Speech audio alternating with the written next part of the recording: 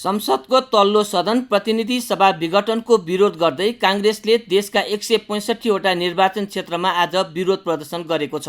सरकारको उक्त निर्णयको विरोध गर्दै काङ्ग्रेसले देशभर प्रदर्शन गरेको हो। प्रधानमन्त्री केपी शर्मा ओलीले संविधान विपरीत कदम चालेको भन्दै काङ्ग्रेसले देशका 165 निर्वाचन क्षेत्रमा विरोध प्रदर्शन गरेको हो। प्रदर्शनमा असंवैधानिक निर्णय खारेज गर, सर्वसत्तावादी ओली सरकार मुर्दाबाद जस्ता प्लेकार्ड र ब्यानर सहित काङ्ग्रेसका नेता तथा कार्यकर्ता सडकमा ओर्लिएका थिए। विरोध प्रदर्शनका क्रममा नेपाली काङ्ग्रेसका सभापति शेरबहादुर देउवाले संसद विघटन सम्बन्धी सर्वोच्च अदालतको कोर्टबाट हुने फैसलालाई काङ्ग्रेसले कुर्ने बताएका छन्। भक्तपुर जिल्ला क्षेत्र नम्बर 2 मा आयोजित विरोध प्रदर्शनमा सहभागी देउवाले काङ्ग्रेस लोकतान्त्रिक पार्टी भएको र अदालतको आदेशको समेत पालना गर्ने पार्टी भएकाले संसद विघटनका विषयमा पनि अदालतको निर्णय हेरेर थप निर्णय लिने बताएका छन्। हामीले विरोध कार्यक्रम गर्नु परिरहेको छ। सबै दाजुभाइ दिदीबहिनीहरू जो आवश्यक डिस्टेन्सिङ दूरी कायम गर्ने कुरा पनि हटेको छ। आज यहाँ कसै मास्क लगाउनु भएको छ, यसलाई धन्यवाद छ। तर यो हाम्रो बाध्यात्मक कुरा हो। वास्तवमा कोभिड जस्तो भयावह रोग काठमाडौँमा पनि आएको छ, देशभरिमै आएको छ, हाम्रो पहाड प्रदेश सबै ठाउँमा आएको छ। एकातिर त्यसबाट हामी पीडित छ नेपाल, भने अर्कोतिर कम्युनिस्ट सरकारको आतङ्ककारी गतिविधि र त्रासबाट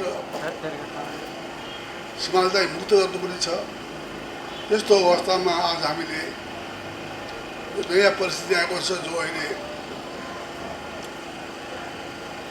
ओलीको सरकारले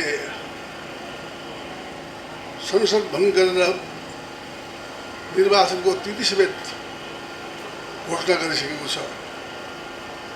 त्यसैले आदरणीय दाजुभाइ दिदीबहिनीहरू,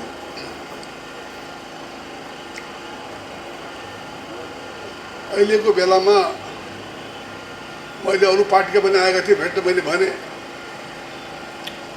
हामी कसैसँग मिलेर जान्नु, हामीहरू मिलेको फल हामीले पहिले पाइसक्यौँ। एक्लै आफू जान्छौँ हामीहरू। हाम्रा विरोध कार्यक्रमहरू एक्लै हुँदैछन्।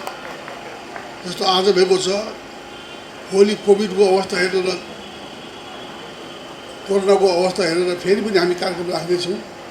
त्यसैले हामीहरू विरोध प्रदर्शन जारी रहनेछ। हाम्रो विरोध प्रदर्शन हामी गर्दैछौँ। तर यो चाहिँ नि एक्लै गर्ने निर्णय हाम्रो पार्टीले गरेको छ। त्यसैले एक्लै गर्दाखेरि के हुन्छ भने हाम्रो शक्ति पनि आकलन हुन्छ, सङ्ख्याको पनि आकलन हुन्छ र जनतालाई पनि हामी आफ्नो प्रष्ट धारणा बताउन सक्ने अवस्था हुन्छ। त्यसैले आदरणीय दाजुभाइ दिदीबहिनीहरू, अहिले यो केस जो ओलीको चाहिँ नि असंवैधानिक, अप्रजातान्त्रिक और लोकतन्त्र कदम हो भन्ने कुरा हाम्रो पार्टीले ठम्याएको छ, घोषणा गरिसकेको छ। त्यसैले हामी यसलाई देशभरि नै लोकतान्त्रिक निर्णयको खिलाफमा एक्लै प्रदर्शन गर्ने हामी निर्णय गरेका छौँ। र साथसाथै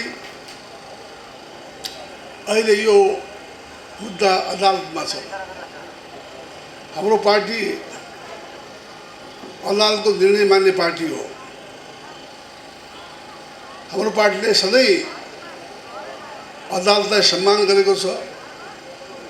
अदालतलाई धम्क्याएर यो निर्णय गर, धम्क्याएर ऊ निर्णय गर, तर्साएर अदालतले हामी निर्णय गर्ने काम कहिले गरेनौँ। हामीले पञ्चायतमा पनि वास्तवमा हामीले न्याय पाएका थियौँ। पञ्चायतको बेला पनि न्यायालय हिम्मत गर्दथ्यो। मलाई नि 6 महिना छोडेको, 3 वर्ष 4 वर्ष कैद हाल्दाखेरि पनि अदालतबाट हामी छुटेका थियौँ। 18 वर्ष जेल कैद हालेकालाई पनि पञ्चायत कालमा पनि अदालत यति स्वतन्त्र थियो, छुटाएको थियो। पछि गएर जब ये कम्युनिस्टको सरकार आयो अदालत चाहिँ पनि एकदम डर 2/3 डरले अदालत डराएको थियो कम्युनिस्ट सरकारले। तैपनि कति कुराहरूमा चाहिँ अदालतले सुविवेकी निर्णय गरेको छ। त्यसैले चाहिँ नि हामी अदालतलाई मान्ने पार्टी हो। त्यसैले चाहिँ नि हाम्रो इच्छा विरुद्ध होस् कि हाम्रो इच्छा अनुसार होस्, हामी अदालतको निर्णयलाई हामी स्वीकार गर्नेछौँ।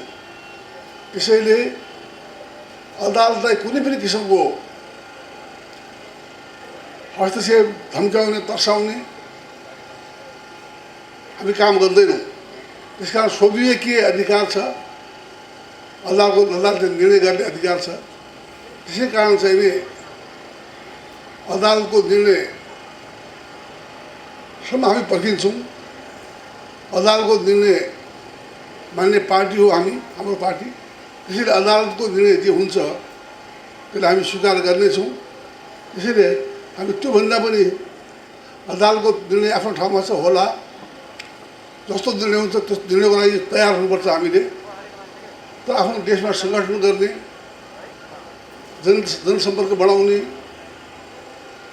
अलग्गै आफ्नो राजनीति विरोध प्रदर्शन गरिने कामहरू हामी बिच अरू ठाउँमा हामीहरू फेरि पनि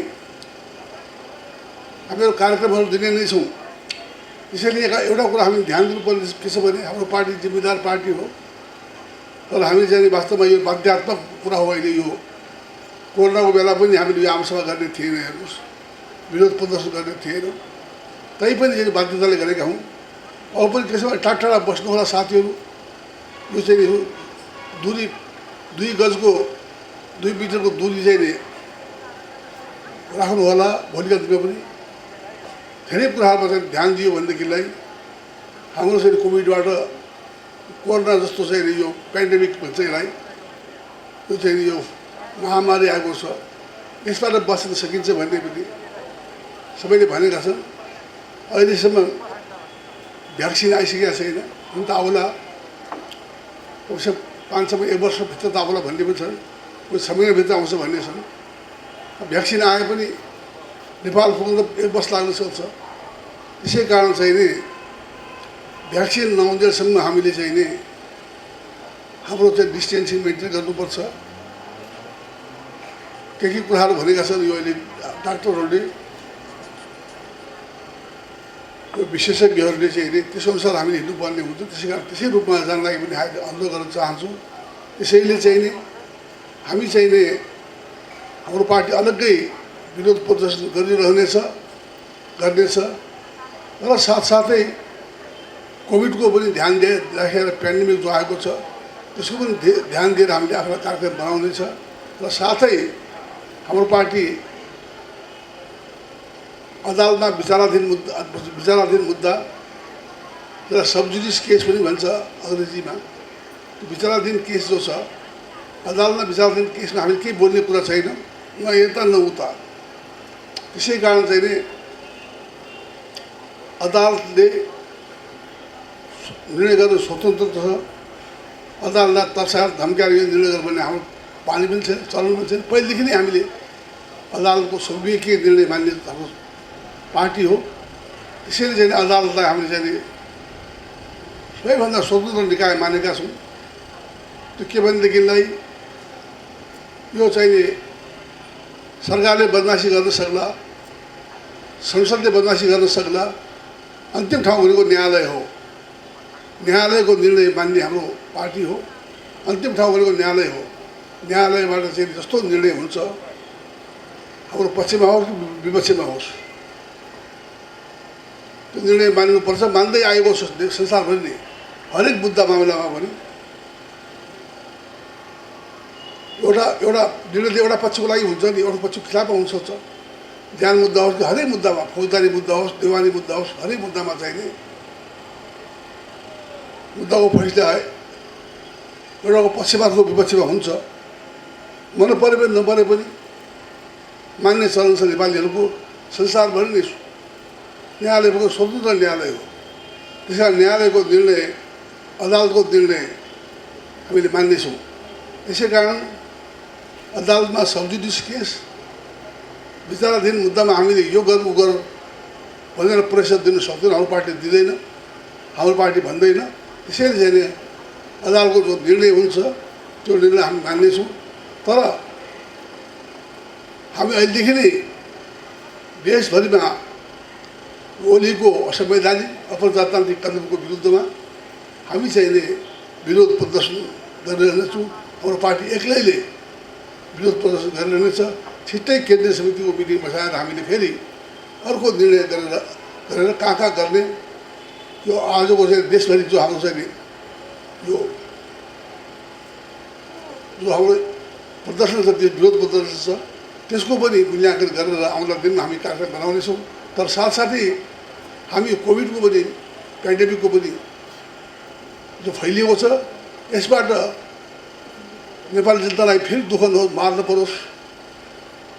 हाम्रा पार्टीका साथीहरूले पार्टीले बोलाइसक्यो के गर्न जानु पर्यो मिटिङमा भनेर पनि आउनुपर्ने बाध्यता नहोस्, त्यसलाई पनि हामी ध्यानमा राखेर हामी निर्णय गर्नेछौँ। त्यसै कारण आदरणीय दाजुभाइ दिदीबहिनीहरू, हाम्रो काम, हाम्रो पार्टीको काम जहिले पनि के छ भने जनतासँग बस्ने, जनताको सेवा गर्ने, जनतालाई परेका दुःख सुखको मार्गमा हामीले साथ दिने, जहाँसुकै साथ दिने हो।